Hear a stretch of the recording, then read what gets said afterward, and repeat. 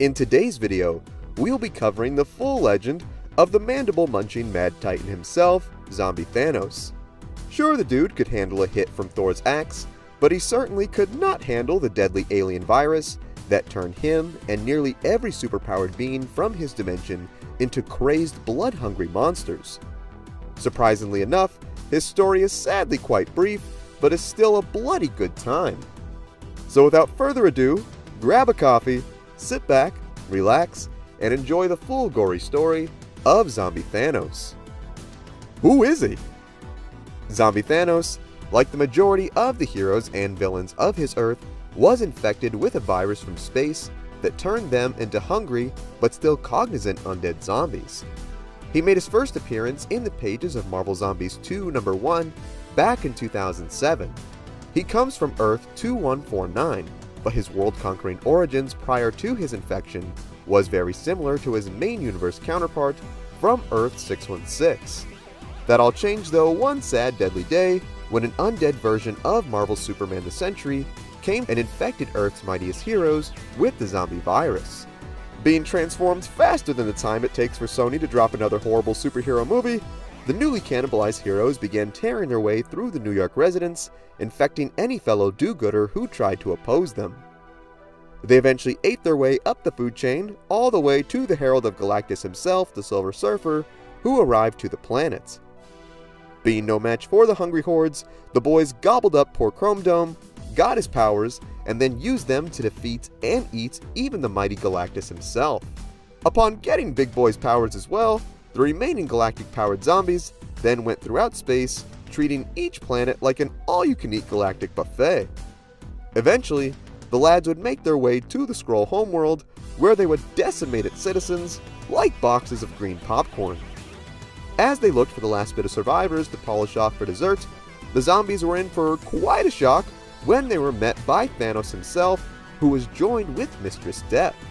The Titan congratulated the Supers on their carnage conquest, for they had rid the majority of the galaxy of life, something even he had not been completely successful in doing. As a reward for their service, Thanos tells the gang that they would be given the greatest gift from his mistress, the gift of death itself. Not exactly aligned with the thought of this gift being cool, the boys tried to reason with Thanos, only for Spider-Man to throw himself at Death, claiming he wanted to die and be punished for the horrible things that he had done. Upon getting closer to the pair, Peter's spidey smell kicked in and sensed this was not Thanos and Death at all, but rather the last two remaining Skrulls that they were looking for. Honestly, that was a great performance. It was good enough to even rival our boy Trevor from Iron Man 3. God, I love that guy.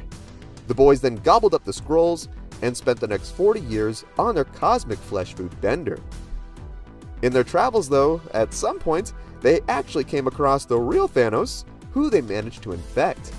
Eventually, they soon reached the edge of the universe, where they realized they basically reached the video game's border wall, and there was nothing left to eat. Peeved about the lack of grub, Thanos pointed his bloody fingers at Hulk, declaring it was his fault for eating twice as much as everyone, only for Hulk to tell the dude to shut up or he would show him who was boss. Iron Man tells the two to grow up and knock it off, only for Hulk to clap Thanos' head, turning it into a fine purple pudding. Hulk then tells the boys that with Thanos gone, the food problem is now solved, and he can eat for two. Oh, attaboy Hulk! See guys, this is how the real fight should have went down in Infinity War. Disney holding our boy back. Hashtag release the zombie cut.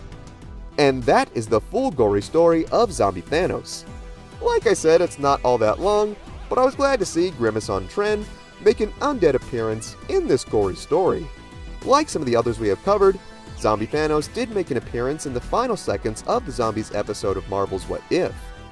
This was an awesome reveal, and I wonder if we will see more of him in the upcoming Marvel Zombies TV show. I am not sure if that show will continue the story of What If, but one thing for certain is, it is the top Marvel project I am looking forward to this year.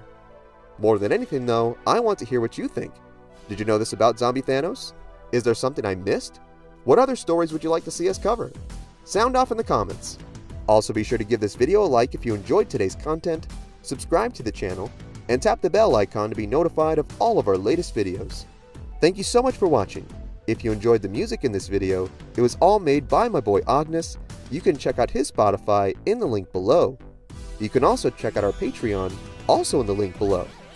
Thank you so much for watching. Remember, you are awesome and loved. God bless, and I will see you in the next one.